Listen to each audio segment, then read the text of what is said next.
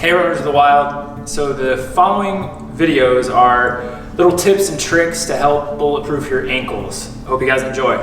These are controlled articular rotations, fancy way for saying joint circle. You've probably heard of drawing your ABCs after an acute ankle sprain.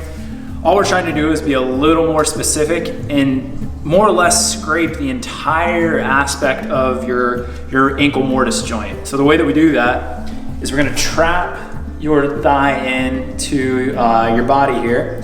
And if we look at this kind of big knob of a bone, this tibial tuberosity, we don't want to see any movement occur there. So we're going to try to lock that. If you have to hold that, you can hold it. And now what we're trying to do is draw the biggest, most controlled circle we can without getting any tibial rotation. So we're trying to create, again, a big circumferential joint movement without my tibia taking over. So a poor rep may look like this. If I let that whole leg go for a ride, now I'm having a hard time differentiating what's tibial, femoral rotation, and what's ankle mortise rotation. So one more time, keep that still. Even if you gotta hold it, we can get in here and do almost like a Kimura, like we're doing jiu-jitsu. Biggest circle, a lot of times you'll cramp because you're gonna fight to get to those end ranges. But I think of a mortar and pestle. That's why this is called a mortise joint, because we're scraping all the edges of that joint. These are ankle isometrics. So an isometric contraction is where the muscle stays the same length for the entire time. So what we're gonna do here is, if you imagine that I'm standing on flat ground, I'm gonna lock my ankle into 90 degrees. We could use a stretch strap, a towel, a belt, a small animal of some sorts if you're out on the trail. And what we want to do is lock that ankle into a position and now try to move that ankle out of that position. Now you got to get enough of a kind of noose on that foot to where I can't move it if I'm trying to point, flex, side to side. This is where sometimes a good tag team partner can come in here and just limit that range of motion. But using a towel, and we'll do about 30 to 45 seconds is that kind of magic window of isometric loading. May do 3 rounds at a time.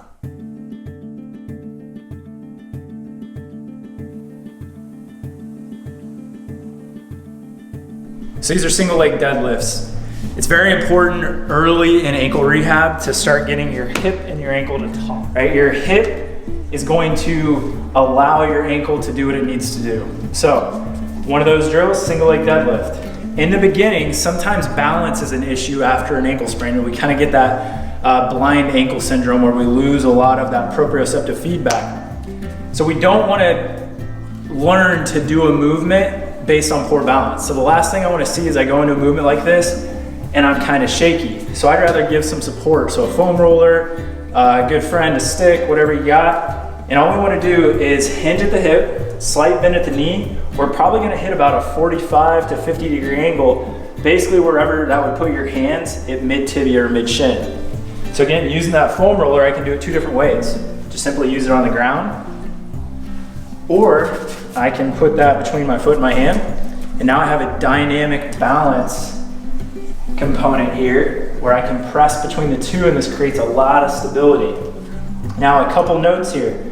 My toes are gonna stay firmly planted on the ground. So if I go bad rep, you're gonna see those toes spring up in the air.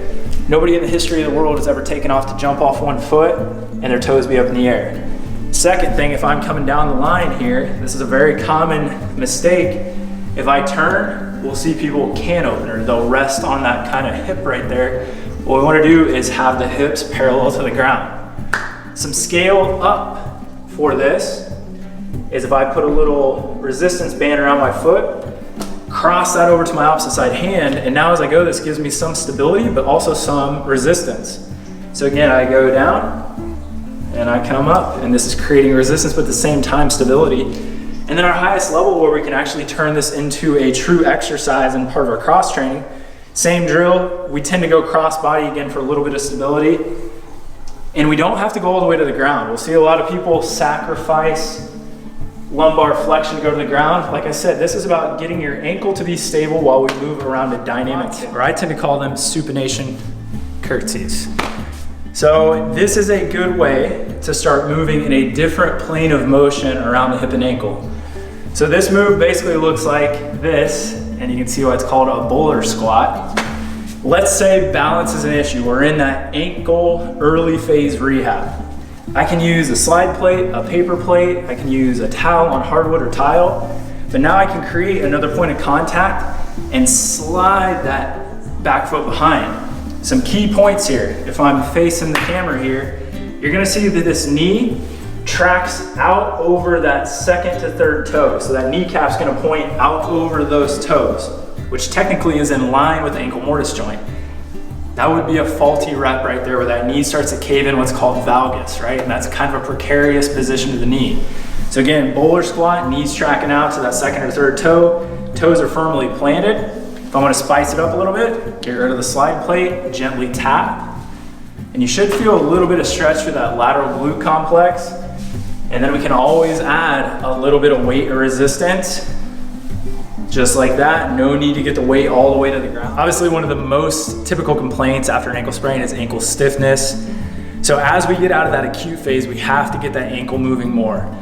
If you're seeing a physical therapist, chiropractor, they have all sorts of tools and tricks to help get that ankle moving. If you're on your own, one of the best drills that I've found is what I call a triplanar ankle mobilization.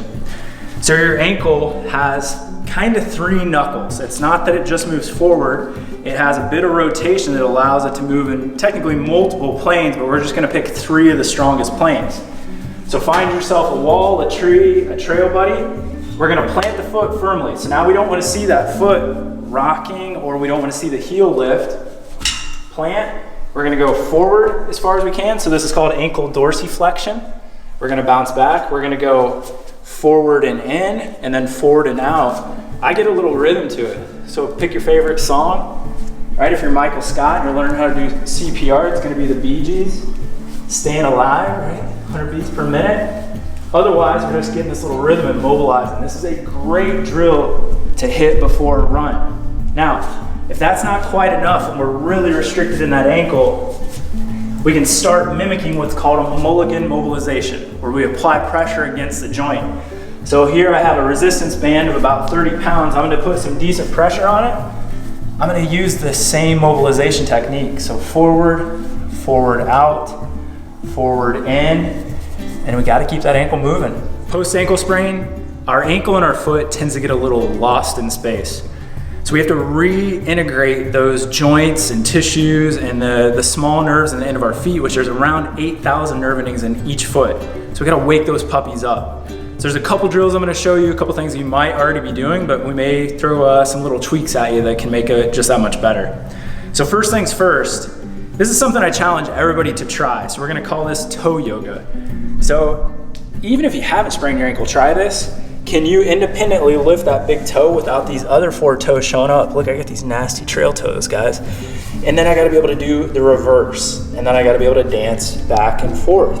So we wanna have independent control of those toes and maybe even be able to do a little cascade or waterfall action through there. So that's toe yoga. Second thing, we're outside on the trail anyways. We don't have to have these fancy balls here with the spikes on it. We could walk on some grass, we could walk on some uneven surfaces, help get that proprioceptive input from all those free nerve endings we were just talking about. But if you got a dog toy laying around, these fancy spiked balls, this is where you gently roll your feet. So we are not trying to dig in with this spiky ball. What we're trying to do is if there's any semblance of ticklishness or this just feels really sensitive, we're trying to get rid of that. You can do the same exact thing with a hairbrush.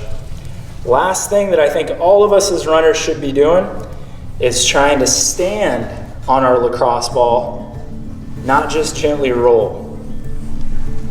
Our feet need to be tough and robust. We're gonna go out there, and even though we might have rock plates in our shoes and really, those fancy padded trail shoes, our feet are still gonna take a beating. So let's get them a little more robust. I say try to stand on that ball for 2 minutes each day. Explore different parts of your feet.